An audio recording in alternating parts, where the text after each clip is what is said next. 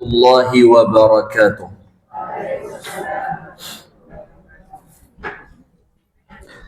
إن الحمد لله نحمده ونستعينه ونستغفره ونستهديه ونتوب إليه ونعوذ بالله من شرور أنفسنا ومن سيئات أعمالنا.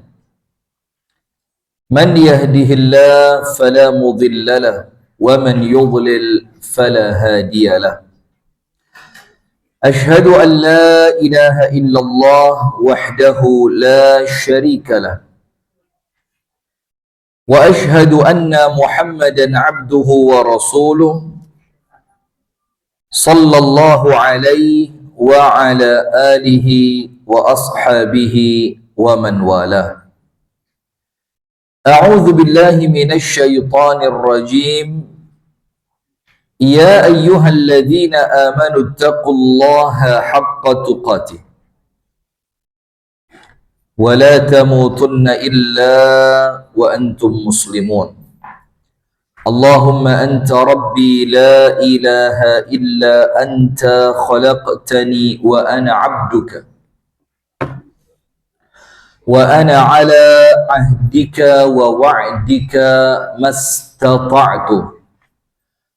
أعوذ بك من شر ما صنعت أبوء لك بنعمتك علي وأبوء بذنبي فاغفر لي فإنه لا يغفر الذنوب إلا أنت. أصبحنا على فطرة الإسلام وعلى كلمة الإخلاص وعلى دين نبينا محمد صلى الله عليه وسلم وعلى ملة أبينا إبراهيم حنيفا مسلما وما كان من المشركين. أما بعد، اللهم إنا نسألك علما نافعا ورزقا طيبا وعملا متقبلا. Amin ya rabbal alamin. Kita habiskan hari ini. Jadi bulan depan saya belikan buku baru. Anda bayar ke saya. Bukan tak belikan itu ya, tak toli ya, insyaallah.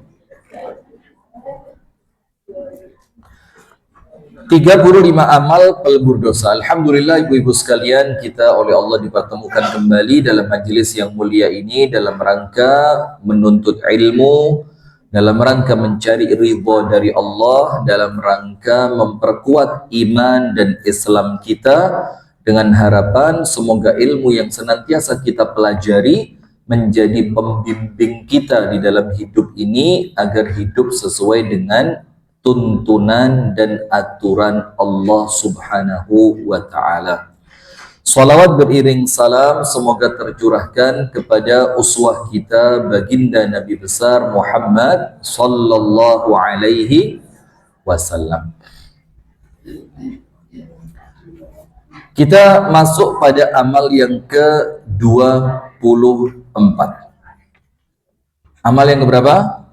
24. Saya ulang dari awal. Amal yang menghapus dosa. Nomor 1, masuk ke dalam agama Islam. Nomor 2, bertakwa kepada Allah. Itu menghapuskan dosa. Yang ketiga, mengamalkan sunnah Rasulullah.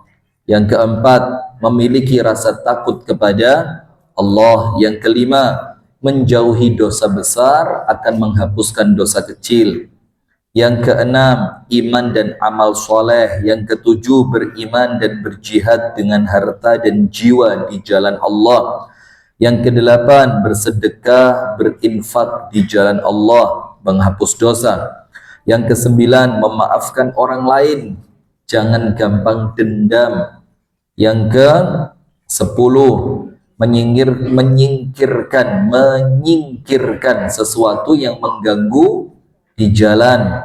Yang ke-11, sayang kepada binatang. Binatang itu ya termasuk kucing. Anda lihat ada burung yang di pinggir jalan kemudian kelihatan kelaparan, Anda ambil, Anda beri makan. Digoreng. Ya, tidak apa-apa lah ya, tergantung keadaan masing-masing. Yang ke-12 bertaubat kepada Allah, yang ke-13 beristighfar, yang ke-14 menjalankan syariat Allah, menjalankan hukum-hukum Allah. Yang ke-15 ketika Anda terkena musibah, ingat terkena musibah itu dibagi dua. Nomor satu, kena musibah tapi tidak sabar. Nomor dua, kena musibah dan kuat di dalam sabar. Dua-duanya menghapus dosa. Dua-duanya. Kena musibah, ngersulo, maka tetap dosanya dihapus, tapi tidak mendapatkan keutamaan sabar. Tapi tetap musibah itu secara zatnya itu menghapus dosa. Tapi kalau panjenengan, mudah-mudahan tidak nggih, kena musibah kemudian panjenengan mampu bersabar, maka musibahnya menghapus dosa, kesabarannya mendapatkan pahala. Pilih yang mana? Nomor satu atau nomor dua? Ya, berarti panjenengan milih dapat musibah nggih? Oh, jangan milih. Kemudian berwudu. Kemudian berwudu lalu melaksanakan sholat. Kalau tadi wudunya tok, air yang gugur, air yang jatuh menggugurkan dosa. Ditambahi lagi yang lain, wudu kemudian sholat 2 rakaat. Semua dosa sama Allah diampuni. Kemudian melangkahkan kaki untuk mengerjakan sholat menuju masjid, termasuk melangkahkan kaki menuju majelis ilmu walaupun tidak di masjid. Misalkan ada pengajian di rumahnya Ibu Fulanah, begitu ya. Terus panjenengan berangkat ke sana, maka perjalanan panjenengan itu menghapus dosa. Kemudian sholat fardu, kemudian menunggu sholat. Menunggu sholat artinya apa? Dua. Nomor satu, menunggu sholat itu belum masuk waktu sholat, panjenengan sudah di masjid, panjenengan nunggu azan untuk sholat berjamaah, itu menunggu sholat. Atau makna yang kedua, sudah azan panjenengan ke masjid tapi belum qomat, panjenengan nunggu sholat. Ada makna yang lain, menunggu satu waktu sholat menuju waktu sholat yang berikutnya, yang paling gampang antara maghrib sampai isya, itu menghapuskan dosa. Kemudian yang kemarin mengucapkan, saya kok takut ya, lidah saya kok terkelu ini ya, mengucapkan Rabbana walakal hamdu ketika i'tidal, bangkit dari ruku, panjenengan mengucapkan Rabbana walakal hamdu, itu menjadikan dosa kita oleh Allah diampuni. Kemudian mengucapkan amin, di mana aminnya itu membersamai aminnya imam. Karena kalau membersamai aminnya imam, itulah dibersamai pula amin panjenengan oleh malaikat. Maka jangan males ketika imam membaca ghairil maghdubi alaihim, jangan males. Termasuk perempuan pun disyariatkan mengucapkan amin, tapi makruh mengeraskan, bukan haram, apa? Makruh. Maka untuk perempuan aminnya pelan, cukup didengar oleh telinganya masing-masing. Bahkan telinga orang yang duduk di sebelah panjenengan itu tidak perlu sampai dengar, cukup yang penting awak dewe krung, itu menghapuskan dosa. Kemudian sujud dalam artian sujud di sini sholat. Jadi bukan moro-moro gak sholat, moro-moro sujud, tidak termasuk ya. Maka sujud yang termasuk penghapus dosa adalah sujud yang dilakukan ketika sholat. Nah sekarang yang baru, yang ke-24, dan saya selesaikan sampai 35, bu, jam telu wis.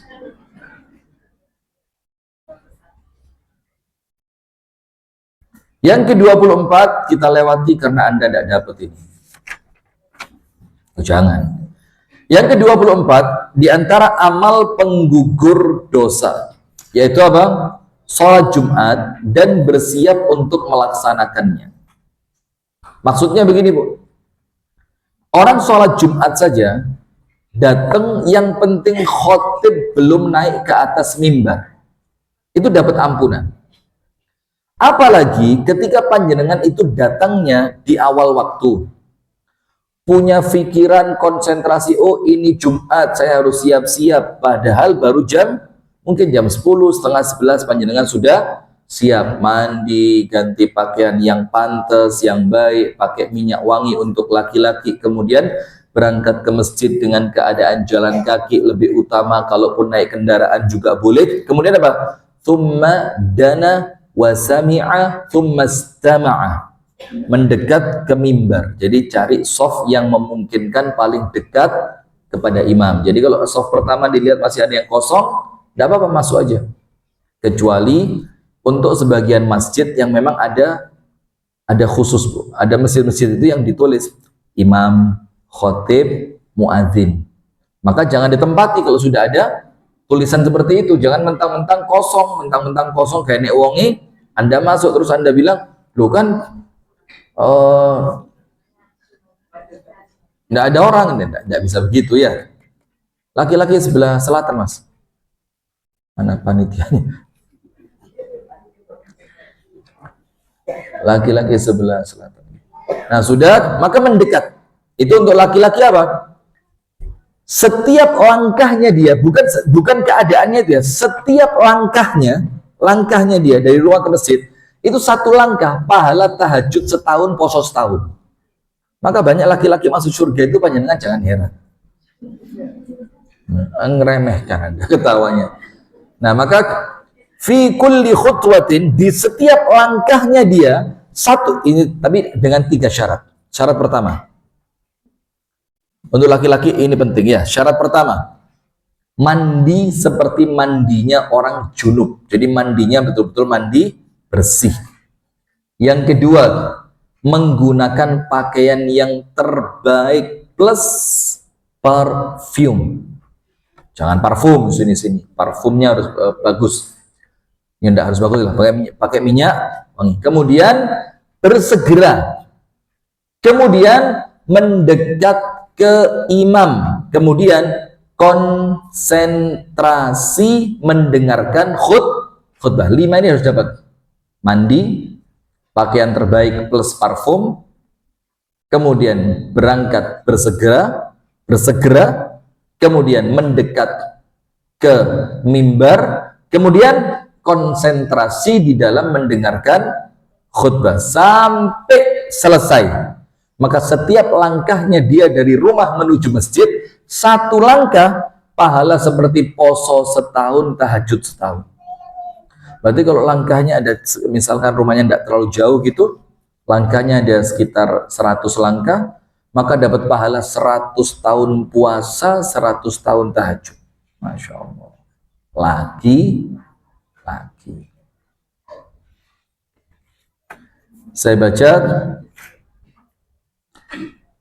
عن سلمان الفارسي رضي الله تعالى عنه قال رسول الله صلى الله عليه وسلم لا يغتسل رجل يوم الجمعة ويتطهر ما استطاع من طهر ويدهن من دهنه أو يمص من طيب بيته ثم يخرج فلا يفرق بين اثنين ثم يصلي ما كتب له ثم ينصت إذا تكلم الإمام إلا غفر له ما بينه وبين الجمعة الأخرى. Tidaklah ada satu orang laki-laki yang kemudian dia bersuci di rumahnya, mandi dan bersuci, kemudian merapikan tubuhnya, pakai minyak rambut. Karena Rasulullah kalau hari Jumat, bahkan Rasulullah itu pernah minyak rambutnya sampai netes di gamisnya. Itu kan minyak rambutnya terlalu banyak, Rasulullah pakainya banyak. Kemudian dia menggunakan minyak rambut dan pakai minyak wangi dari rumahnya. Kemudian dia keluar dan menuju masjid. Setelah sampai masjid, dia tidak memisahkan 2 orang. Nah, ini perhatikan. Tidak memisahkan 2 orang ini maksudnya orang yang duduknya sudah rapat. Tidak boleh dipisah. Mas, geser rodi. Mas, geser rono didik, tidak boleh. Kalau mereka duduknya sudah rapat.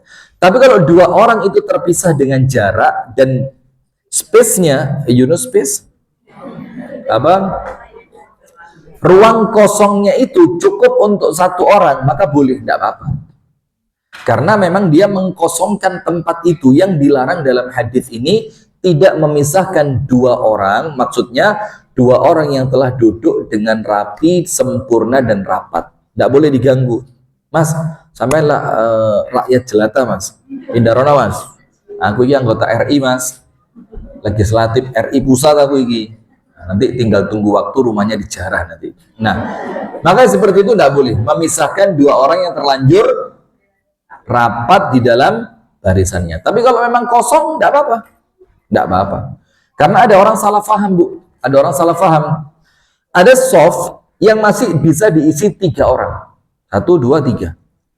Tapi kemudian soft yang bisa diisi 3 orang ini, itu di kanannya ada 1 orang, di kirinya ada 1 orang. Dia tidak berani masuk ke situ. Karena salah memahami di dalam hadis tersebut. Dia tidak memisahkan 2 orang, kemudian dia sholat. Sholatnya sholat apa, Bu? Tahiyatul masjid. Sholat sunnah mutlak. Maka ketika dia melakukan semua itu, apa yang terjadi? Kemudian setelah itu dia mendengarkan imam ketika berkhutbah, gak rame. Bahkan termasuk yang menghilangkan pahala Jumatan itu bukan cuma rame, tulinan sesuatu. Dalam fikih Syafi'i itu yal'abu bil hassa.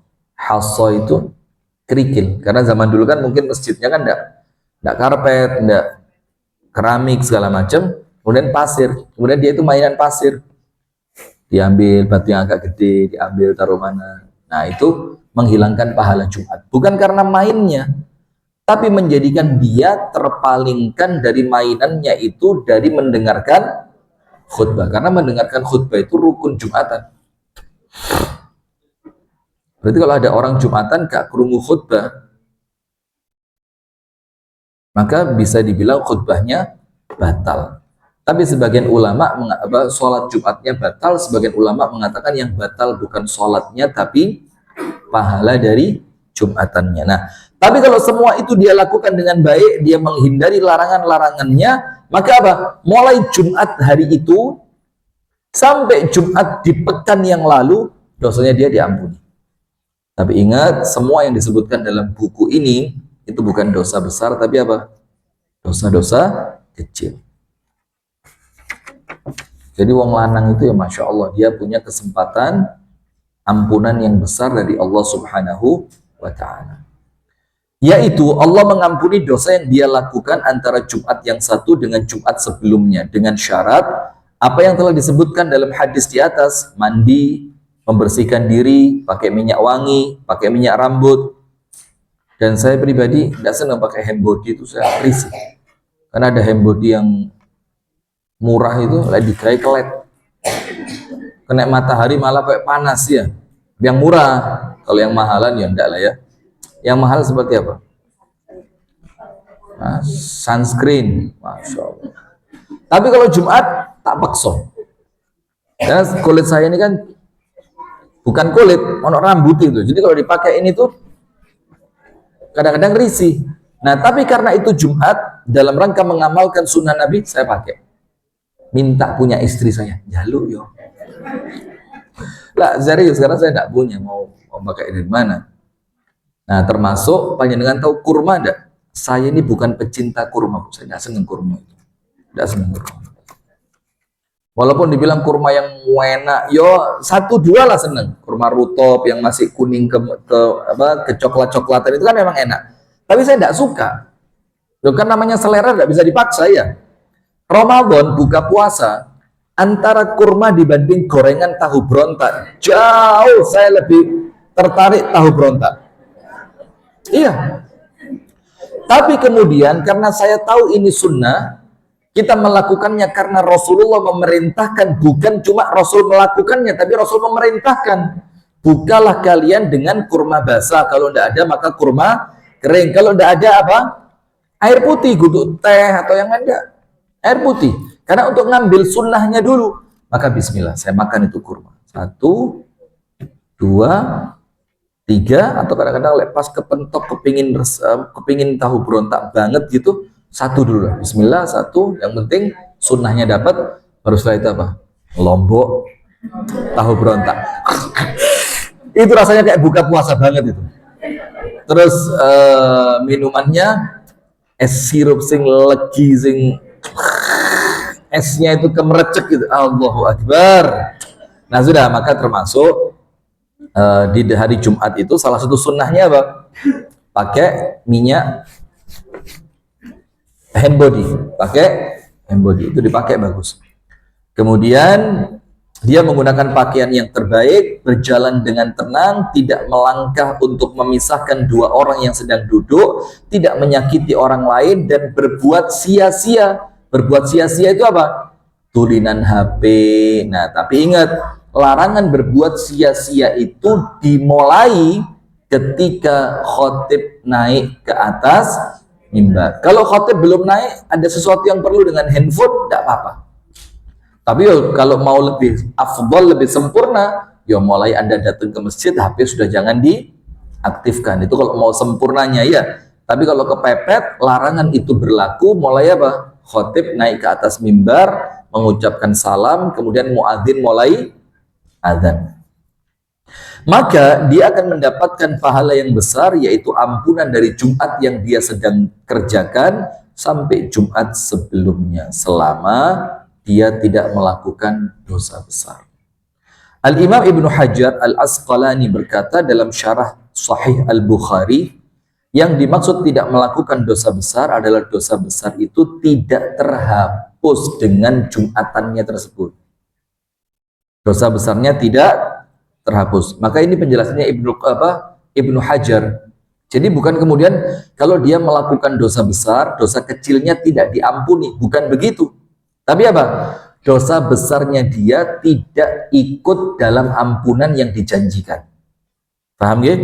Misalkan, Bu, ghibah itu kan dosa besar. Saya tidak ngomong, karena kalau ngomong maaf ya, zina, mabuk, judi, insya Allah kita tidak mungkin lah itu ya. Tapi apa? Kita ini terkadang tertipu pada dosa-dosa besar yang umum dilakukan, yang terkesan apa? Biasa. Bohong, ingkar janji. Ingkar janji itu dosa besar. Loh. Anda pengajian terlambat, itu ingkar janji. Dosa gede Anda. Hati-hati, dosa gede Anda.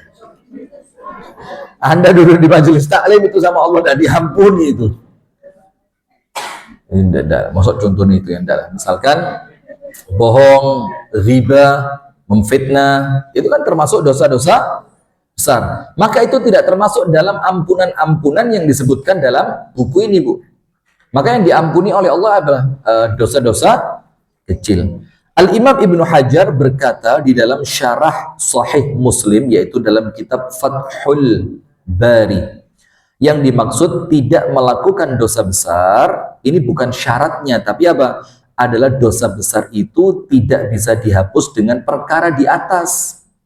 Dengan Jumatan. Jumatan tidak menghapuskan dosa besar, karena disepakati, Bu. Dosa besar itu hanya terhapus dengan taubat secara khusus. Taubat secara khusus. Bukan berarti dosa kecil tidak dihapus dengan syarat menjauhi dosa besar. Bukan itu yang dimaksud. Karena menjauhi dosa besar itu sendiri mampu menghapuskan dosa kecil. Yang tadi kita baca ya. Sebagaimana yang Allah firmankan dalam surah An-Nisa ayat yang ke-31.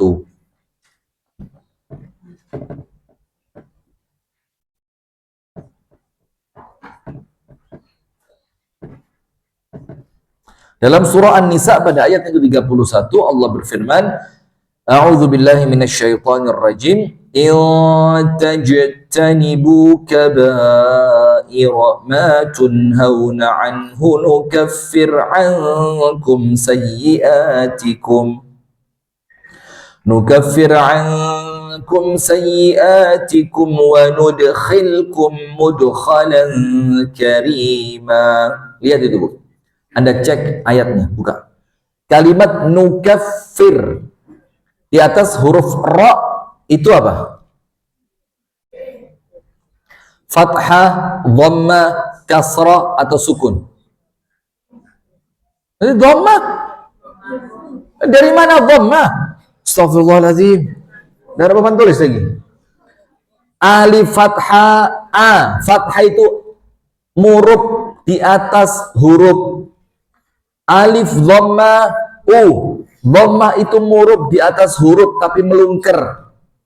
Alif kasrah i. Kasrah itu murub di bawah huruf.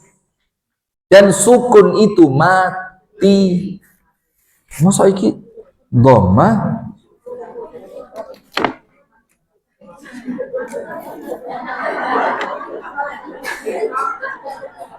Kok tambah peteng?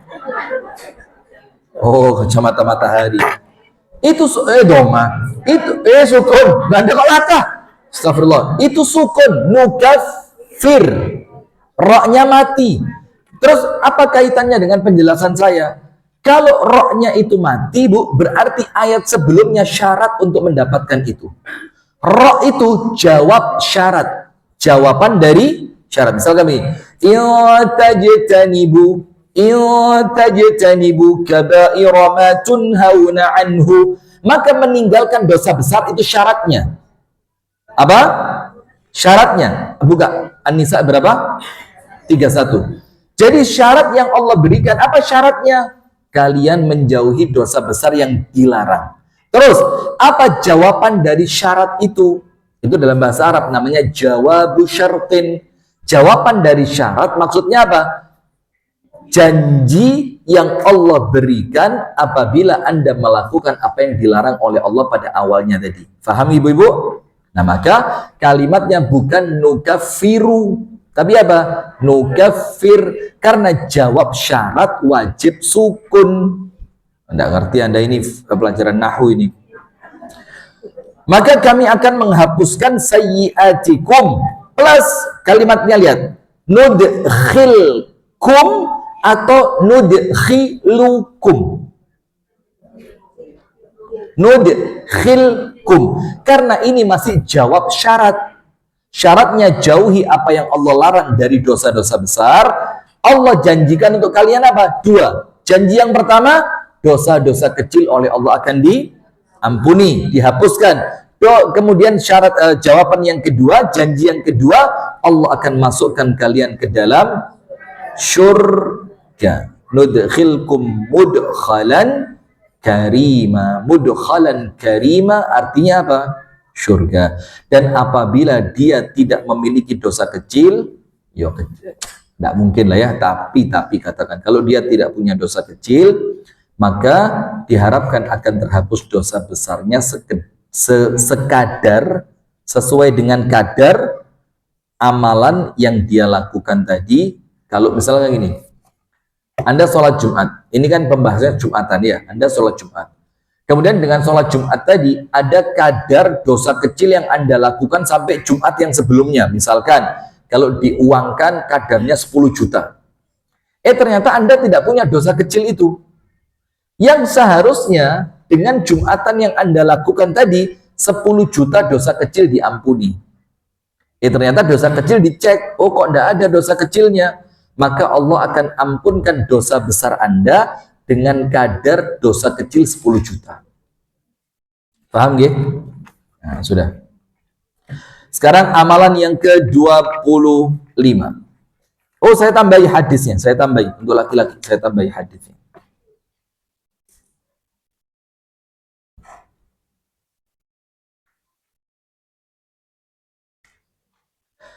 Dari Aus bin Aus dalam hadis yang disahihkan oleh Syekh Albani, bahwasannya Rasulullah bersabda, "Man igtasala yaumal jumu'ati wa ghassala."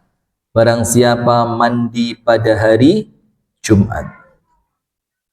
Wa ghassala. Ghassala itu artinya apa? Maaf ya. Menjadikan istrinya juga harus mandi. Jadi dia hubungan suami istri yang dia harus mandi, kemudian istri juga harus mandi. Wa bakara wa bitakara. Kemudian dia apa? Berangkat menuju masjid di waktu yang mubakir. Mubakir itu di waktu yang awal, di awal waktu. Kalau bahasa kita yang normal ya jam 10 lah ya. Karena kalau jam 9 kok nampaknya kayaknya ya kok kenemenan lah ya, kayak keterlaluan. Ya walaupun enggak apa-apa, bagus ya kan. Jangankan jam 9, jam 8 boleh. Boleh. Tapi kan kok kesannya kok koyo enggak pas lah ya. Kemudian wadana wastama'a wa ansata wa ansata wansit ansitu was, itu kan kalau Jumatan ya. Kemudian dia mendekat kepada imam dan dia mendengarkan dengan seksama dan diam. Nomor 1, mandi. Nomor 2, berangkat cepat-cepat menuju masjid. Nomor 3, mendekat kepada imam dalam keadaan mendengarkan dan tidak ramai.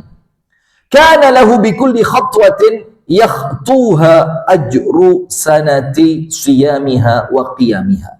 Maka satu langkahnya dapat pahala poso setahun, tahajud setahun. Hadis riwayat Al-Imam At-Tirmidzi dan dikatakan oleh Syekh Albani hadis ini adalah hadis yang sahih. Paham ya? Sudah. Sekarang amalan yang ke-25. Menjawab azan dan berdoa setelahnya. Amal yang menghapus dosa yang keberapa? 25. 24 tadi bersegera menuju masjid untuk sholat Jumat, menghapuskan dosa. Sekarang yang 25, jawab azan dan berdoa setelah.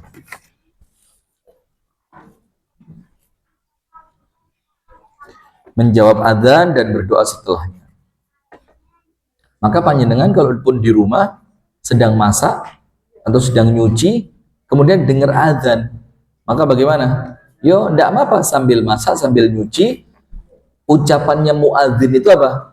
Dibaleni. Sekarang jadi masalah begini, silakan dijawab. Ustadz, lah ingin ku azannya saut-sautan nih. Nah, oh yo. Ya bukan cuma di Malang kok, di mana-mana sama. Saut-sautan, bagaimana Ustadz? Yang dijawab yang mana? Yang pertama. Yang terdengar pertama. Ada sebagian yang mengatakan yang terdekat, tapi itu pendapat marjuh. Jadi yang pertama. Yang pertama Anda dengar, itu yang Anda ikuti. Boleh ada pendapat yang terdekat, boleh ada pendapat yang terjelas.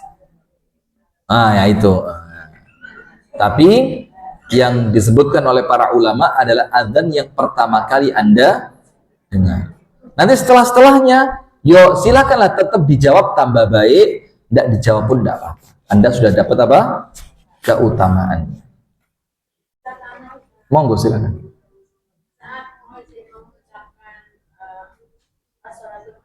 Okay. Kalau kembali kepada umumnya dalil, faqulu ma yaqulu al-muadzin atau faqulu ma sami'tum. Ucapkan seperti yang diucapkan oleh muadzin dan ucapkan seperti yang kalian dengar dari muadzin, maka as-salatu khairum minan naum. Ucapkan yang sama. Walaupun ada satu ucapan ulama, ini sekedar ijtihad, tapi kita hargai. Tidak ada landasan dalilnya. Ini ucapannya ulama, bukan ulama ranek dalil, udah boleh begitu. Karena ulama itu ngomong pasti apa? Dengan pertimbangan yang matang. Ada ulama mengatakan shadaqtum wa barartum.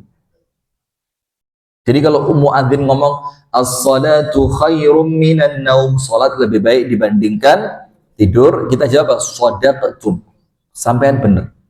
Wa barartum, sampean nabi. Termasuk birrun, darartum, sampean nabi. Tapi keumuman pendapat ulama ya tetap diucapkan seperti ucapannya muadzin, as-salatu khairun minan naum. Tidak apa-apa, Bu. Saya senang seperti panjenengan tadi. Jadi kalau ada sesuatu yang langsung muskil, langsung ditanyain, tidak apa-apa. Karena kadang-kadang kalau ditunda, lali. Dari Sa'ad bin Abi Waqqas diriwayatkan bahwa Rasulullah Shallallahu Alaihi Wasallam bersabda, "Man qala hina yasma'u al-mu'adzina, ashhadu an la ilaha illallah wahdahu la syarika lahul wa anna Muhammadan abduhu wa rasuluh, raditu billahi rabba wa bil islami. Saya subhanallah, astagfirullah, saya kok kemana-mana.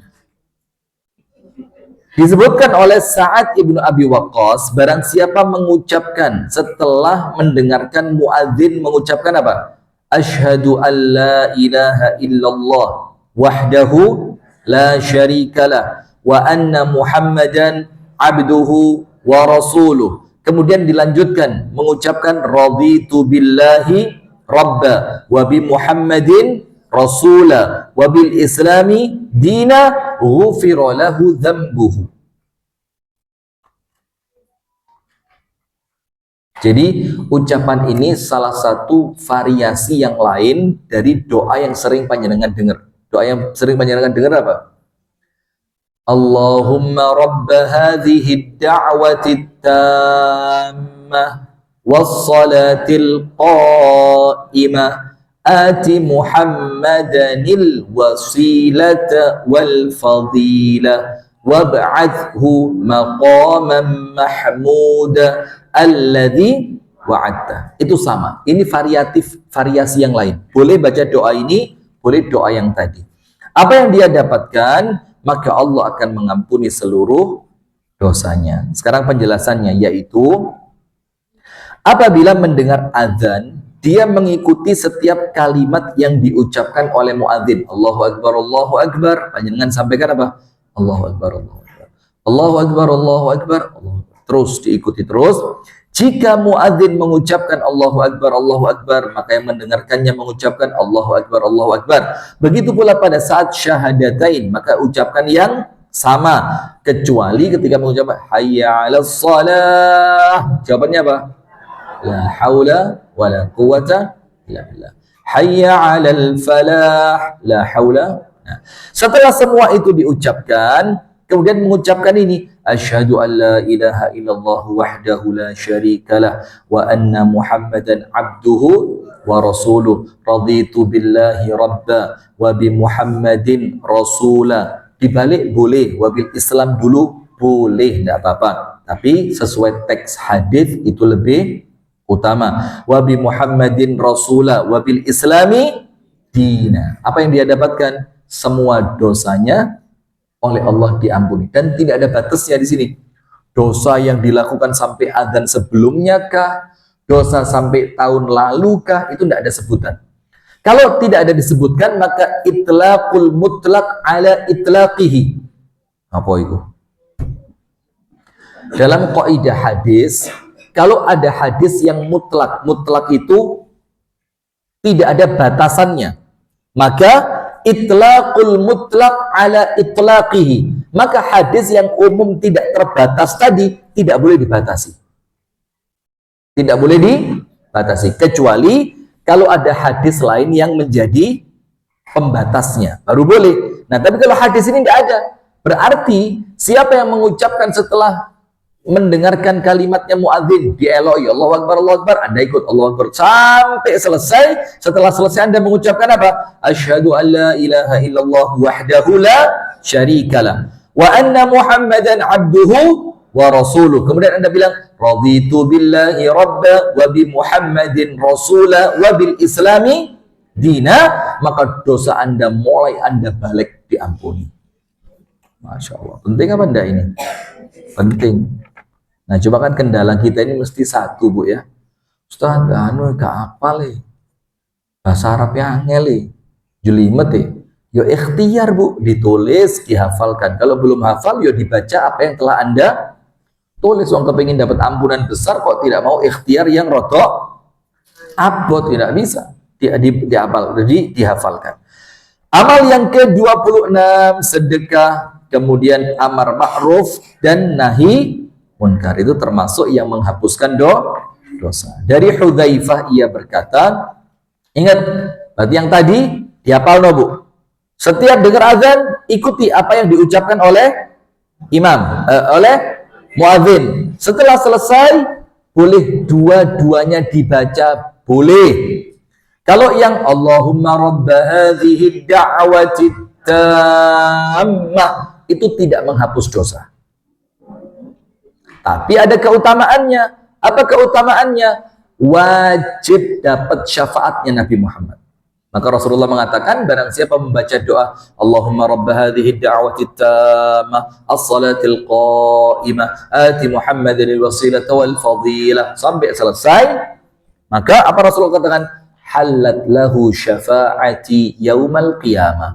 Wajib untukku memberikan syafaat kepadanya kelak pada hari kiamat. Lalu terus kalau yang ini, ya setelahnya atau dibalik, ini dulu baru doa tadi. Kalau saya doa tadi dulu baru ini. Ucapkan asyhadu an la ilaha illallah wahdahu la syarikalah wa anna Muhammadan abduhu wa rasuluh raditu billahi rabba wa bi Muhammadin rasula wa bil islami dina. Syafaat dapat, ampunan juga dapat. Eman-eman kalau ditinggal Bu ya, diamalkan Bu. Monggo. Pas adzan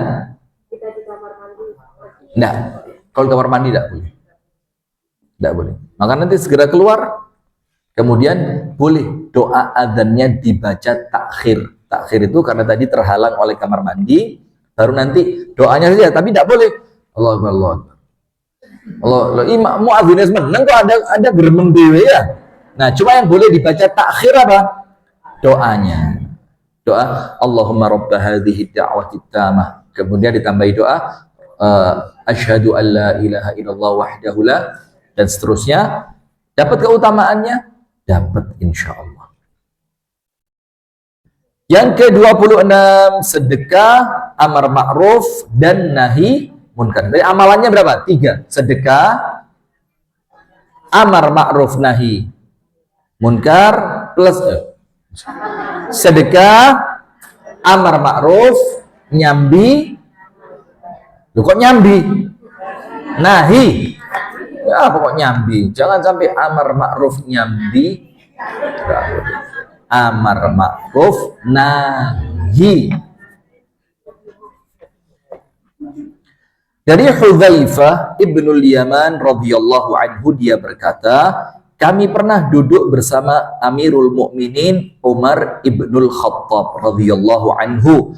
Lalu beliau berkata, yaitu Umar berkata, adakah di antara kalian yang hafal hadis Rasulullah tentang fitnah?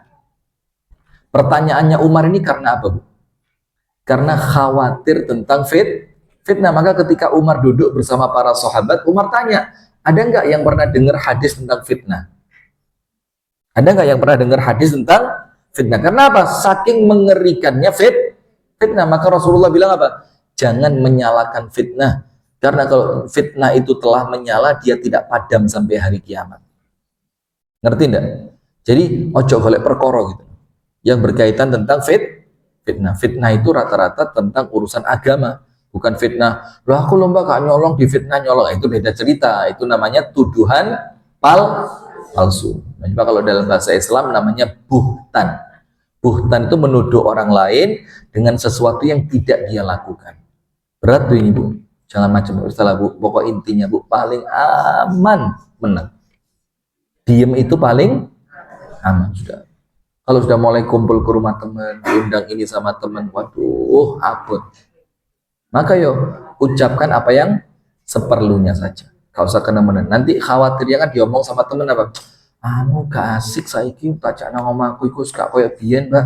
Saiki akeh menengi. Malah baik, malah bagus. Yo bilang sama temennya, yo maaf yo Mbak, yo gak koyo biyen karena apa saiki wis ngaji, Mbak. Gak oleh podo mbek sadurunge ngaji. Biar kelihatan bedanya antara sudah ngaji dengan belum ngaji. Nggak apa-apa Bu, omongannya orang siapa sih pentingnya? Sojo dijak mana wis gak seru saiki. Sudah nggak apa-apa. Lo ndak dijak lo gak apa-apa, lu enak, lu apik. Daripada panjenengan diajak rekreasi kemana, ke sini, ke situ, ke sini, tapi ketika kumpul semobil sama mereka, ternyata omongannya ghibah, omongannya fitnah, omongannya membongkar aib orang, mendingan gak usah melo. Dan istri saya, blas, tidak pernah ikut pengajian, blas. Tidak pernah sama saya, tidak boleh. Kenapa? Ya mohon maaf Bu ya, saya tidak meremehkan yang pengajian Bu ya. Tapi orang datang ke pengajian itu kan ya macam-macam Bu. Ada orang yang sudah baik, ada orang yang masih kepingin baik, ada orang yang memang wis wataknya tidak baik. Maka orang yang sudah ngaji pun termasuk perlu milih-milih teman Bu ketika ngaji begini. Kalau aku koncoan mbek sopo di kono, atau mana yang sekedar kenal, mana yang saya jadikan teman akrab, itu ya harus pilih.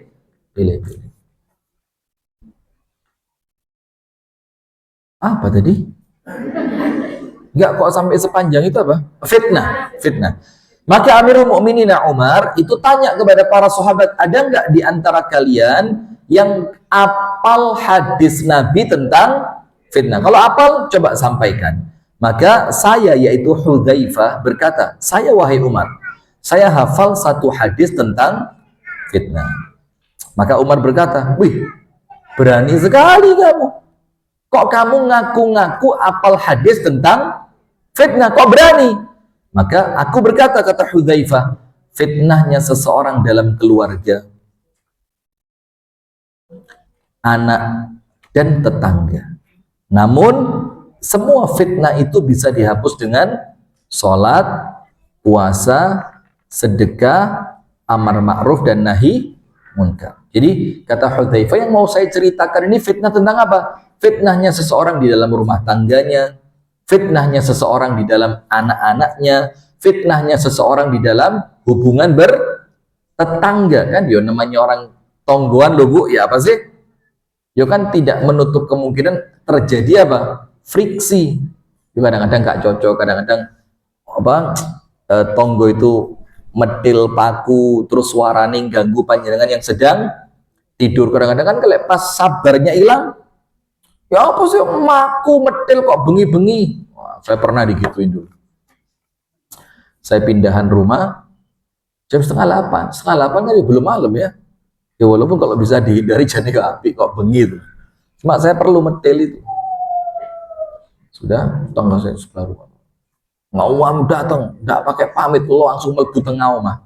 Ini kalau pas istri saya tidak jilbaban ya apa? Kok qadarullah istri saya belum ada di situ. Saya masih siap-siap rumah. Sudah, saya dengan beberapa teman waktu itu. Ternyata wong iki mabuk, pas tunggal tembok. Mabuk. Jadi waktu dia masuk itu ngamuk. Ngapa iki?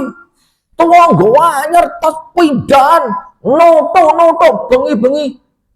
Tak cium, bau naga. Bau apa? Bau naga. Oh, wes, saya tahu lah teman saya dengar sikat entek wong iki. Yo sepurane sing akeh wis ngali yo. Terus saya bilang, "Sopo jere-jere, Bang?" Petel di tangannya ini, lele wong tonggo saya dipetel ya apa? Teman saya pulang, saya kena polisi. Nah, sudah ternyata mabuk. Nah, namanya bertetangga kurang luwe lah, Bu, ya kan? Orang bertetangga. Sampai Rasulullah bilang apa? Kalau ada tetanggamu masang kayu untuk jemurannya di tembok rumahmu, apa kata Nabi? Jangan dilarang. Islam sampai seperti itu, walaupun kadang-kadang ya kudu ngempet ya. Kan Islam itu kan ngajari kita untuk menahan diri. Nah, kalau tidak ada Islamnya, tidak bisa menahan diri kita. Kita ini maaf ya, di jalanan seperti kalau Sabtu Minggu memang ke Malang itu riskan banget. Sabtu Minggu itu Bu, jadwalnya perempuan-perempuan jogging. Itu kalau enggak nahan diri Bu, aduh rusak mata ini, rusak. Maka Islam itu ngajari kita untuk mampu menjaga diri dengan apa? Dengan aturan Islam, termasuk dengan tetangga tadi.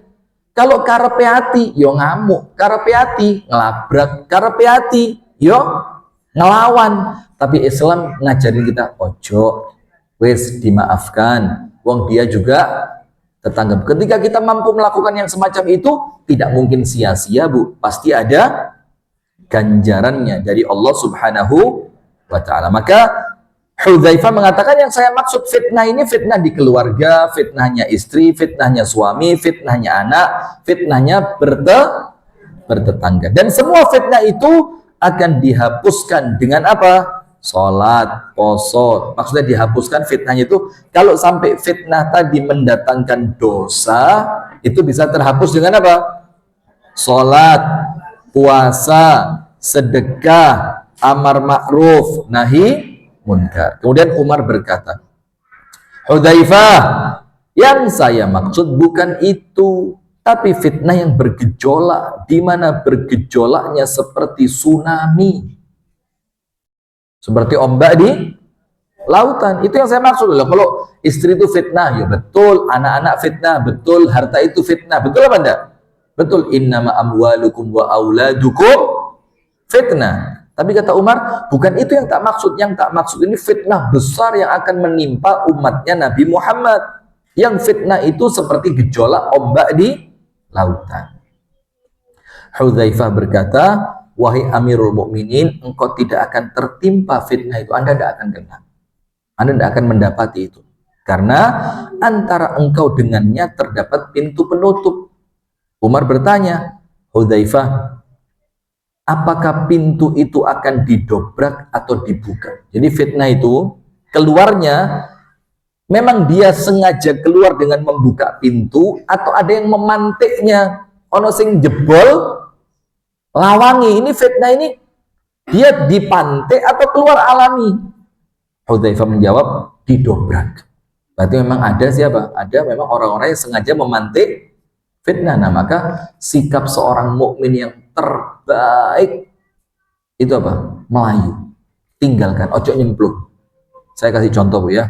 Saya sekarang Bu, alhamdulillah sudah sampai pada taraf gak ngereken ibu-ibu pengajian sing ngomong ini, Mas. Gak tak reken. Dulu saya awal-awal di Malang, ya awal sih sudah agak lama juga. Saya mesti kalau ngaji itu tak iling loh, Mas. Bu, jangan terpancing omongan ini Bu ya. Itu dulu. Sekarang tambah jadi masalah. Gak taruh. Saya fokus, saya mau ngajar, saya mau dakwah, saya dakwah. Saya tidak akan ada urusan majelis taklim kayak kira-kira iki loh. Kudu urusanku. Maka sikap terbaik seorang muslim apa? Menjauh. Menjauh dari fitnah tadi. Jadi kalau panjenengan kerungu Bu, majelis taklim kok ngene. Wes ojo malah diuber, diteliti, dicek sing ngomong sapa. Tinggalan. Anda gak akan jadi gemuk, obesitas gara-gara ketinggalan gosip, ndak. Malah sehat panjenengan. Malah apa? Sehat. Enak mangan, enak turu. Monggo.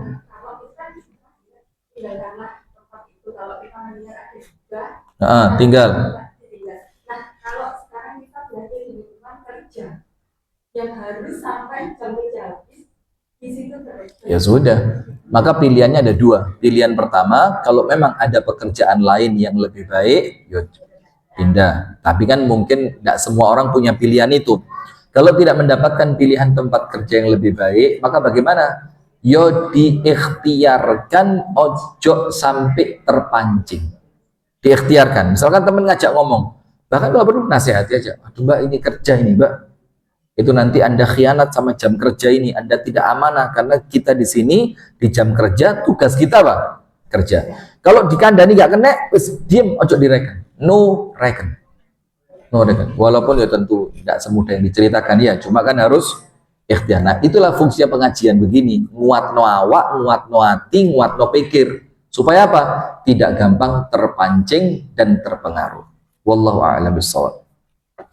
Maka oleh Hudzaifah dibilang itu pintunya dibuka atau didobrak. Kata Hudzaifah, didobrak. Maka Umar berkata, kalau begitu tidak akan bisa tertutup lagi untuk selamanya. Iya, karena kata Hudzaifah, karena pintunya terlanjur rusak. Kami, para tabi'in yang mendengarkan, bertanya, apakah Umar mengetahui pintu itu? Artinya pintu yang masih tertutup, kalau dia didobrak fitnahnya bakal keluar. Umar tahu enggak pintu itu? Maka Hudzaifah menjawab, iya. Sebagaimana dia tahu bahwa sebelum besok itu ada malam, sesungguhnya saya akan menceritakan kepadanya sebuah hadis yang bukan kebohongan. Jadi maksudnya Umar itu tahunya setahu apa? Ya tahu bahwa ada siang sebelum malam, ada malam sebelum. Itu siapa sih yang tidak tahu? Semua orang pasti tahu. Maka setahu itu Umar terhadap fitnah tersebut. Tapi Umar tetap tanya untuk apa? Jogo awai. Dan untuk apa? Memberitahukan tentang fitnah ini kepada orang yang belum tahu supaya hati-hati. Maka kami segan bertanya kepada Hudzaifah. Lalu kami menyuruh Masruq bertanya kepadanya. Maka jawab Hudzaifah, pintu itu adalah Umar. Ngerti tidak maksudnya, Bu?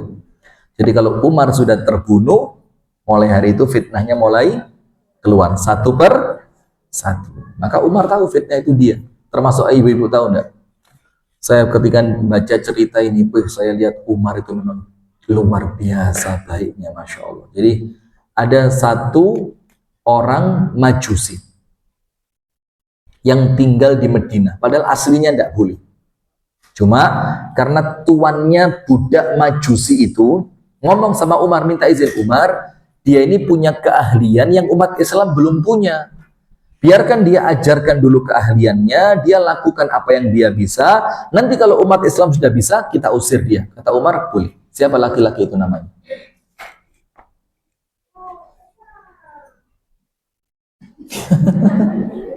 Ini kok ngaku jamaah pengajian.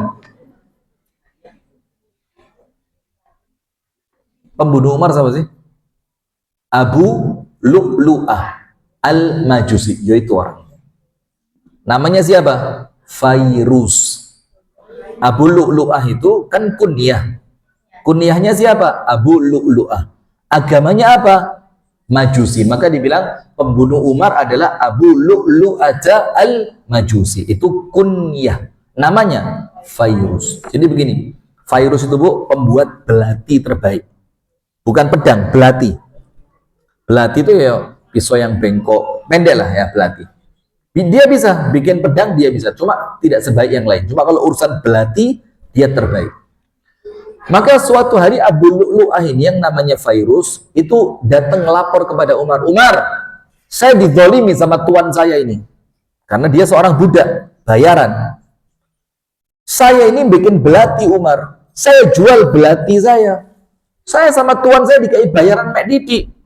Terus dipanggil sama Umar, tuannya, kamu ambil berapa dari dia? Kata Umar kepada tuannya, Fairuz tadi. Dibilang sama tuan, saya ambil sekian dan sekian. Apa kata Umar? Ya Fairuz, ma akhadha minka illa qalil. Tuanmu tidak ngambil cuma sedikit, cuma kamu mungkin serakah. Yang diambil tuanmu itu pantas. Apa kata Fairuz? A'dal Umar illa di Fairuz. Umar itu adil kecuali sama saya. Umar tidak adil. Kata dia apa? Saya akui Umar itu orangnya adil, Pol. Tidak pernah Umar itu tidak adil. Kecuali sama saya hari ini Umar tidak adil. Tidak terima itu Fairuz. Nah sudah, berlewatlah hari itu, waktu itu. Sampai suatu hari Fairuz itu lewat di depan Umar. Sambil dia bawa hasil belati yang telah dia bikin untuk dijual. Terus Fairuz itu disapa sama Umar. Ya Abu Lu'lu'ah, Abu Lu'lu'ah, berhenti dulu. Berhenti dia. Dia bilang apa? Ama tasna'ali sikina? Kamu tidak pengen gitu buatin untuk saya belati gitu? Tidak pengen kamu buatin hadiah belati buat saya? Apa kata Abu Lu'lu'ah Fairuz tadi? Dia bilang gini, asna'u laka sikinan yadhkuruhul awwaluna wal akhiruna wala yunsa. Saya bikinkan untuk kamu belati yang tidak akan dilupakan oleh manusia. Tak buatin untuk kamu belati yang diingat orang pertama sampai orang terakhir. Ini belati akan disebut terus sama mereka. Pergi itu Fairuz, pergi. Terus Umar bilang apa? A'taqid annahu sayaqtulu. Kata Umar, saya tahu orang ini bakal bunuh saya dengan belati itu. Jadi belati yang dia bikin akan dia gunakan untuk apa? Bunuh. Saya merinding, Masya Allah. Akan dibikin sama dia untuk apa? Bunuh saya. Para sahabat bilang apa? Idzan naqtuluh qabla yaqtuluk. Kalau gitu kita bunuh aja duluan dia ini sebelum dia bunuh kamu. Apa kata Umar? La, tidak boleh. Kenapa tidak boleh? Hatta la yuqtalun nasu dhanna. Supaya orang itu tidak dibunuh hanya gara-gara prasangka. Kalau sekarang kan belum kejadian. Berarti kalau dia dihukum, dibunuh, berarti dia terbunuh karena apa? Tidak boleh, kata Umar. Tidak boleh. Biarin. Dan betul. Sampai tiba harinya ketika sholat. Sholat apa, Bu? Tadi saya semangat datang ke sini langsung hilang semangat saya. Sholat apa, Bu? Subuh. Kenapa dipilihnya subuh? Gelap. Gelap. Kalau maghrib si ono padangi, isya Nggak mungkin orang kumpul semuanya, maka yang dicari itu apa? Subuh. Subuh dapat, apa yang terjadi? Abu Lula ini sholat di sof. Kemudian kan gelap, tidak tahu mana Abu Lula, mana sekarang. Maka dia itu mendekat ke Umar, itu harus dengan cara apa? Membunuh beberapa orang sahabat dulu. Dan yang dibunuh bukan cuma Umar, itu dicucuin pakai belatinya dia. Cak, cak, cak, cak. Banyak yang terbunuh, sekitar 9 atau 11 orang, antara itu riwayatnya. Kemudian sampai dia mencapai Umar, lalu disikat Umar itu. Cuk, cuk, cuk. Beberapa kali tusukan. Sudah diangkatlah Umar itu ke rumahnya. Ketika Umar sadar, Umar tanya, siapa tadi yang melakukan? Dia bilang, Abu Lu'lu'ah al-Majusi. Umar bilang, Alhamdulillah. Alladzi lam yakun qatli baina yadil muslimin. Segala puji bagi Allah, karena yang bunuh saya bukan orang Islam. Kata Umar apa? Segala puji bagi Allah, karena yang bunuh saya bukan orang Islam yang pernah sujud kepada Allah. Terus Umar tanya, as-sallan nas, manusia sudah selesai tidak sholatnya tadi? Sudah. Maka Umar minta diwudukan. Ya udah, wuduin saya mau sholat. Setelah Umar sholat, dokternya datang. Terus kata dokternya, Umar, saya pengen lihat luka kamu ini seperti apa. Disuruh minum susu. Ternyata susu itu keluar dari lehernya, keluar dari ususnya, dan keluar dari punggungnya. Berarti apa? Entek. Apa kata dokternya? Umar, beri wasiat karena kamu nampaknya mati dengan ini. Oh, betul. Akhirnya dipanggil banyak orang untuk takziah, untuk takziah kepada Umar. Satu diberitahu ini, satu diberitahu itu. Termasuk apa? Ketika menjelang wafatnya itu ada anak muda yang masuk ke kamarnya Umar. Ternyata laki-laki yang masuk tadi, anak muda tadi, kainnya itu melebihi mata kaki. Sempet Umar amar ma'ruf nahi munkar. Umar bilang apa? Ya fata, ya syab, arek nom, irfa fa'inahu atqa wa anqa wa abqa. Ya arek nom, angkatan kainmu. Jangan melebihi batas mata kaki. Itu atqa, itu lebih bertakwa kepada Allah. Wa anqa, itu lebih bersih untuk pakaianmu. Wa abqa, dan itu lebih awet untuk kainmu.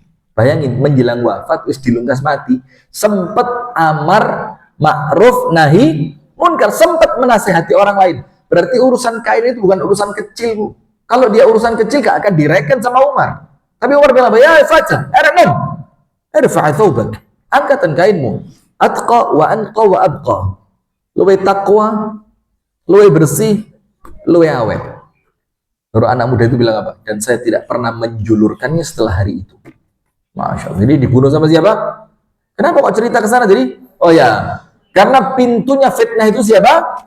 Umar. Dan setelah Umar terbunuh, apa yang terjadi? Mulai hari itu fitnah itu mulai keluar satu per satu dan tidak akan padam sampai kiamat. Maka bagaimana menghindari fitnah itu? Tinggalkan.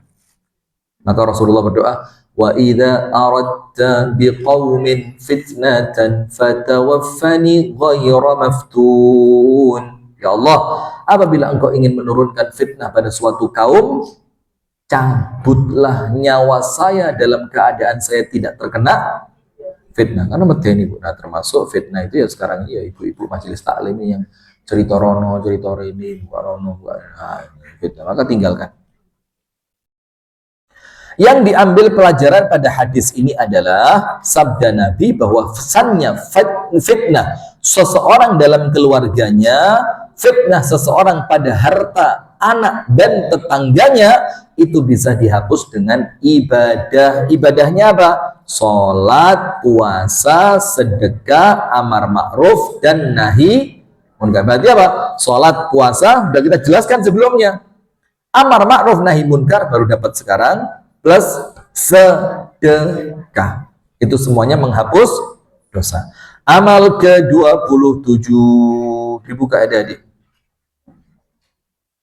Amal keberapa? 27.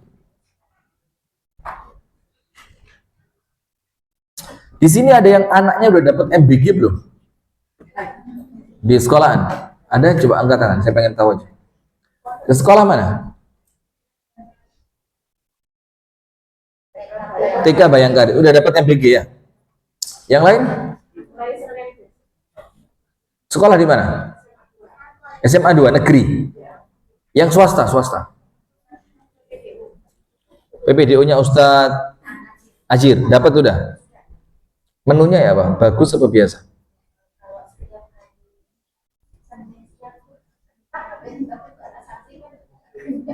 Kentang ya. Terus lauknya apa? Kentang itu kan karbonya. Lauknya? Oh ya? Itu dari luar kan? Dari luar. Masakannya dari luar. Oh, jadi diambil uangnya. Oh ya beda. Saya tidak tanya itu. Yang saya tanyakan yang menunya dari luar, dari yang Badan Gizi Nasional tuh. Ada?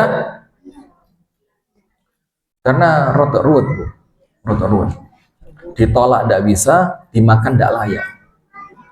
Bahkan beberapa sekolahan yang saya sempat datang itu, saya sempat tanya, itu sampai gak dipangan, tidak dimakan. Akhirnya gurunya itu milih, segone dipisahi, sayurnya dipisahi, ikannya dipisah. Nanti sama guru itu dimanfaatkan lah buat kasih tukang nasi goreng, buat nasinya bisa dipakai. Allah. Eman. Itu uang. Sudah, lanjut. Amal ke-27, puasa Ramadan. Anda jangan mancing-mancing lah. Puasa Ramadan. Ustaz sendiri? Ya. Karena kita resah, Bu. Kita resah. Kita punya sekolahan yang dimana MBG itu kan ceritanya tidak bisa ditolak. Pokoknya datang-datang aja.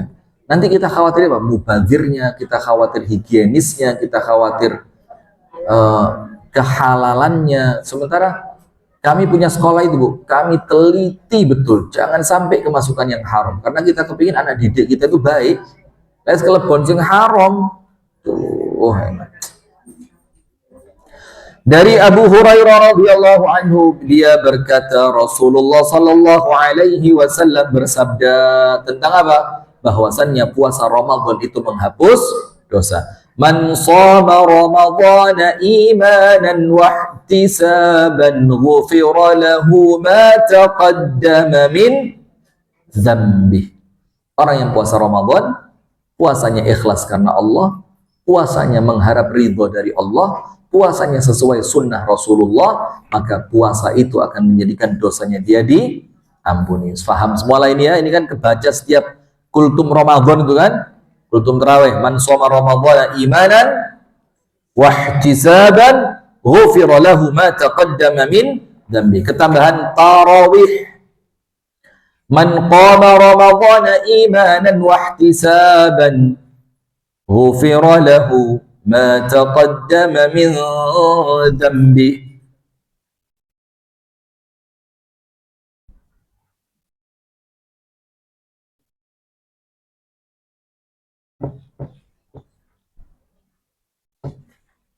Barang siapa sholat tarawih, sholat malam pada waktu bulan Ramadan karena iman dan penuh mengharapkan pahala dari Allah, Allah akan ampuni semua dosa yang telah lalu. Dan dosa yang telah lalu di sini, Bu, tidak ada batasannya Ramadan tahun lalu kah, 10 tahun yang enggak. Berarti semua dosanya, dosa-dosa kecil yang telah lalu oleh Allah diampuni. Kata Imam Nawawi, yang dimaksud tarawih di sini apa? Sholat malam pada bulan Ramadan. Amal ke-29, sholat pada waktu bertepatan dengan Lailatul Qadar. Berarti sholatnya sholat apa? Sholat malam. Karena Lailatul Qadar turunnya kapan? Setelah sholat zuhur. Nah berarti Anda kayak menengahi Lailatul Qadar setelah zuhur itu Anda kok diem gitu. Lalu namanya Lailatul berarti apa?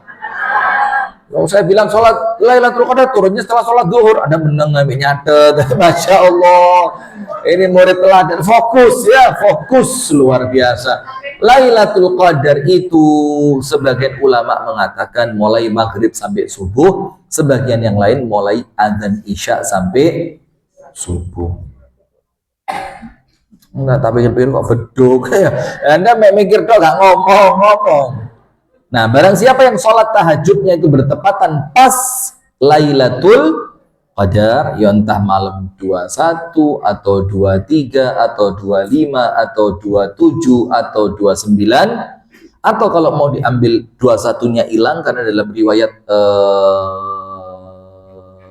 Riyadhus Shalihin itu Rasul bilang barang siapa yang benar-benar mencarinya, cari mulai 23. Berarti 21 sudah lewat. 23, 25, 27, 29. Wa arjala yaliha, yang paling diharapkan turunnya malam 27.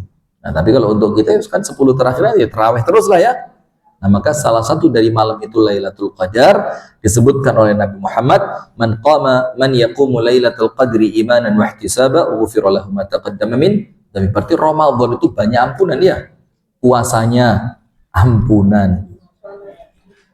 Tarawihnya ampunan. Lailatul Qadarnya ampunan. Tarawihnya Masya Allah. Ramadan itu maka saya mikir kalau mati itu sekarang mari Ramadan lah. Kalau Allah tetapkan wafat gitu, mudah-mudahan Syawal lah. 1 Syawal gak apa-apa. Istri saya sedih segala macam serama salah. 1 Syawal itu saya. Istri saya, bang kok dia rioyo sih bang, ya mbok Rodino, enggak sabar telung, lo ngambur ya. Sudah Lailatul Qadar dilakukan sholat, maka sholat pas Lailatul Qadar adalah ampunan dari dosa. Yang ke-30 haji. Alhamdulillah, mudah-mudahan panjenengan semua ya oleh Allah dimudahkan segera berangkat haji. Mumpung saya sehat, mumpung saya kuat ya. Karena haji itu berat Bu, haji itu berat. Sementara jamaah kita dari Indonesia tidak sedikit yang sudah sepuh, kesian sampai sana kepingin ya ibadah, akhirnya apa? Tidak maksimal, tidak kuat nahan pipi sampai bajunya najis. Waduh, berat lah. Kalau sudah sepuh itu maka panjenengan mumpung masih muda, ya muda itu masih ya di bawah 60 lah ya, itu masih enak lah, badan itu seger gitu loh. Mudah-mudahan sama Allah dikasih rezeki bisa haji tanpa antri, tidak pakai korupsi kuota. Insya Allah, ya so artinya kuotanya tenanan gitu antara haji yang pokok yang resmi. Insya Allah bisa haji semua. Amin ya rabbal alamin.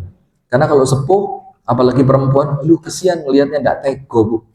Tidak tega ngelihat yang sepuh-sepuh. Ada yang jalan sudah bungkuk-bungkuk gitu. Sambil apa? Mas, toiletnya ten pundi. Tidak ketemu toilet sudah netes. Ya Allah, saat niatnya baik, niatnya haji ya. Wis nyelengi suwe, kadang-kadang ditambahi sama anak-anaknya. Sampai sana ibadahnya tidak maksimal. Aduh, kesian. Maka memang haji itu ya perkara yang penting sekali dijelaskan apa ketika manasik, lek wis gak mampu gak wajib. Dan mampu itu bukan cuma uang, fisik juga. Ada orang yang sudah pipis yang tidak pernah berhenti, itu diberitahulah, disadarkan yang seperti itu. Tidak apa-apa Bu, Allah Maha Tahu, Allah ngelihat niat panjenengan. Apalagi kalau uang itu dikasihkan orang lain yang masuk, waduh banyaklah. Cuma sayangnya kan orang-orang itu les kadung. Nah itu dikandani itu, apa sih wong katanya haji kok. Kesian, mudah-mudahan sama Allah diterima hajinya ya, amin. Haji itu termasuk amalan yang menghapus dosa. Rasulullah bersabda, man hajja lillahi falam yarfuth walam yafsuq raja'a ka yaumi waladathu ummuhu. Orang yang haji syaratnya apa? Tentu ya nomor 1 hartanya harta yang halal. Barang siapa haji niatannya karena Allah, niatannya karena Allah, ikhlas karena Allah. Walam yarfuth, iki angel. Maka jamaah haji saya tak ilingno terus lewat WA pas ketemu, pas apa? Yarfuth. Yarfuth itu karena yo namanya jamaah haji itu kan hidupnya wis bareng lebih dari 10 hari. Kadang-kadang kan guyone wis lebay, bahkan kadang-kadang ada yang bawa istri, yang tidak bawa istri itu bilang, ya apa ya bujuk. Yang bawa istri bilang, podo ae Mas, bawa bujuk tapi gak sak kamar. Akhirnya kalimat-kalimat yang keluar itu mengarah pada maaf seksualitas. Itu tidak boleh. Itu rafath namanya. Mulai tanggal 8 sampai tanggal 12 tidak boleh. Tidak boleh. Sementara kan kadang-kadang ujiannya berat. Cek gak bosen yo dijak guyon, tapi kan guyonannya tidak boleh mengarah pada perkara-perkara yang sekolah itu lah pokoknya tidak boleh. Dia hajinya hartanya halal, ikhlas niatnya karena Allah, tidak mengucapkan kalimat-kalimat yang bernada seksualitas, walam yafsuk, tidak melakukan dosa, dijogo betul mulai tarwiyah sampai selesai nafar tsani. Kalau ambil nafar tsani dijaga betul, diempet, karena emang tidak mudah. Tapi jaminannya apa? Dusonin tek blas seperti hari dia dilahirkan sama ibunya. Bayi lahir punya dosa apa enggak? Lah kalau setelah tanggal 12 dia wafat, waduh, lah iso ditukun tak tuku, gak apa, nyilih Sahroni gak apa. Saya uangnya pinjam Ahmad Sahroni gitu, pokok bisa dibeli gitu. Mati tanggal 12 Dzulhijjah selesai haji gitu mau kok saya tak tuku. Nyilih Raffi Ahmad. Kalau di Malang nyilih siapa? Kenapa? Oh iya ya, matinya ninggal utang kau tahu wis. Iya, ngedoloma. Oh, enggak apa ngedoloma. Mati tidak punya rumah, enggak apa-apa harus mati. Ya, di rumah kayak apa ya? Daripada nanti malah bagi warisnya gak kena.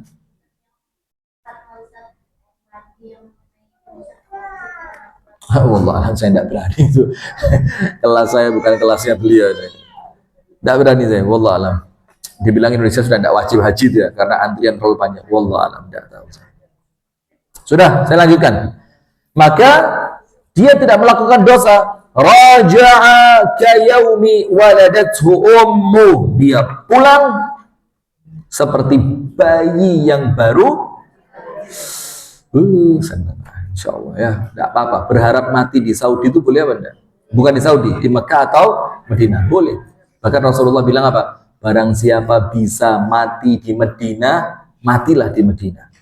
Itu Rasulullah mengatakan. Karena orang yang mati di Madinah wajib dapat syafaat Nabi, dosanya diampuni, mati dalam keadaan ibadah, insya Allah husnul khotimah. Madinah itu tidak akan dimasuki oleh Dajjal. Sing nyolati, coba yang pernah haji atau umroh, yang nyolati orang sak masjid wong api kabeh.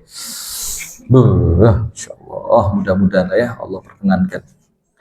Al-Imam Ibnu Hajar berkata, rafath adalah jima', artinya omongan yang mengarah pada jima', vulgar. Fusuk maksudnya apa? Tidak berbuat maksiat, dosa dan kejahatan. Terakhir wes di pagi hari nanti sisa ini wocon di wes. Yang ke-31 umrah. Al-umratu ila al-umrati kafaratun lima bainahuma. Umrah satu sampai umrah berikutnya penghapus dosa. Wal hajjul mabrur laisa lahu jazaa'un ilal jannah. Dan haji yang mabrur tidak ada pahalanya kecuali syurga. Jadi umrah itu kalau punya rezeki berangkat. Punya rezeki lagi berangkat. Ada orang mengatakan, wis tala lo ya apik ge nyekolah ngeponaan sing gak duwe-duwe. Ya boleh, enggak apa-apa. Tapi itu kan uang Anda. Sedekah hukumnya wajib atau sunnah? Nah kalau sunnah kan nggak boleh orang paksa-paksa kan? Anda mau umroh 3 kali, mau umroh 4 kali, boleh apa enggak? Boleh, tapi ya tetap bu, ya dilihat juga. Kalau ada tetangga, ya dibantu juga. Umroh juga kamu nggak mungkin ngentek no kayak tonggo, kayak ponan kamu. Kita kan punya pilihan ya, uang itu harta kita, maka kita boleh milih. Kalau bilang afdol ndak afdol, itu yang bisa menilai diri sendiri. Yang ke-32, duduk di majelis zikir. Ini pernah saya sampaikan, nggak usah saya baca semuanya. Ceritanya begini. Setiap ada orang berangkat ke majelis taklim, itu Allah ngirim malaikat lihatin orang itu, dorongan orang itu, semangat orang itu. Berangkatlah malaikat, ketemu orang mau berangkat ke majelis taklim, sama malaikatnya bilang halumu, mas cepet mas, mbak cepet mbak, amal sampean api. Setelah mereka duduk, malaikatnya ikut duduk. Kemudian malaikatnya laporan kepada Allah, ya Allah sudah ketemu ya Allah, majelis taklim Al-Fat ya Allah, ibu-ibunya masya Allah ngajinya serius kan, harus ngantuk blas. Yo sampai sing ngisi jadi malaikat sing ngisi sing liyane ngantuk HP. Oh ya sudah. Begitu apa enggak? Enggak. Sudah. Malaikatnya lapor sama Allah. Ya Allah ketemu. Majelis Talim Al-Fat ya Allah. Ngaji kitab ya Allah. Masya Allah. Ya sudah. Apa yang mereka lakukan? Mereka memujimu ya Allah. Masya Allah. Memujimu ya Allah. Allah tanya, pernah lihat saya belum? Pernah lihat Allah? Belum. Kata Allah, loh kira-kira kalau mereka pernah lihat ya apa? Ya tambah nemen cintanya ya Allah. Allah memuji panjenengan. Di hadapan siapa? Malaikat. Belum pernah melihat Allah saja sudah cinta sama Allah, memuji Allah, bertakbir, mensucikan wajah Allah. Terus Allah tanya lagi, mereka itu kumpul di majelis taklim, jaluk apa sih? Malaikatnya bilang, jaluk surga ya Allah. Loh, kayak tahu surga ay. Tahu surga? Belum pernah ya Allah. Allah bilang, kalau mereka pernah lihat surga ya Pak, waduh tambah semangat ngaji nih. Oh ya sudah. Allah tanya lagi, mereka itu duduk di majelis taklim, apa sih yang mereka takutkan? Mereka takut neraka ya Allah. Loh, mereka pernah masuk neraka belum? Belum ya Allah. Loh, kok sudah takut neraka? Bagaimana kalau sudah pernah lihat neraka? Ya tambah wedi, tambah adoh, tambah gawani, macam-macam. Allah bilang apa? Sudah malaikat, ampuni semua dosa mereka. Kasih semua yang mereka minta, selamatkan mereka dari semua yang mereka takutkan. Masya Allah, lihat. Terus malaikatnya kan sih gak terima. Ojo kabeh Allah. Ono siji teko kesasar iku Bang, gak niat ngaji. Sasar.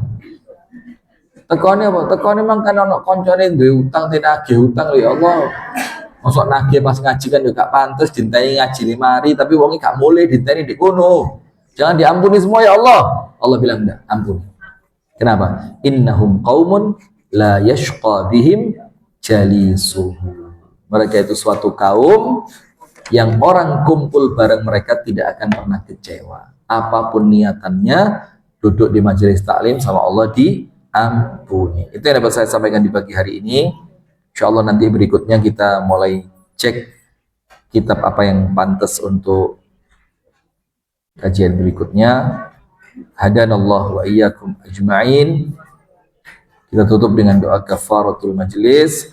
Subhanakallahumma wa bihamdika asyhadu an la ilaha illa anta astaghfiruka wa atubu ilaik. Assalamualaikum warahmatullahi wabarakatuh.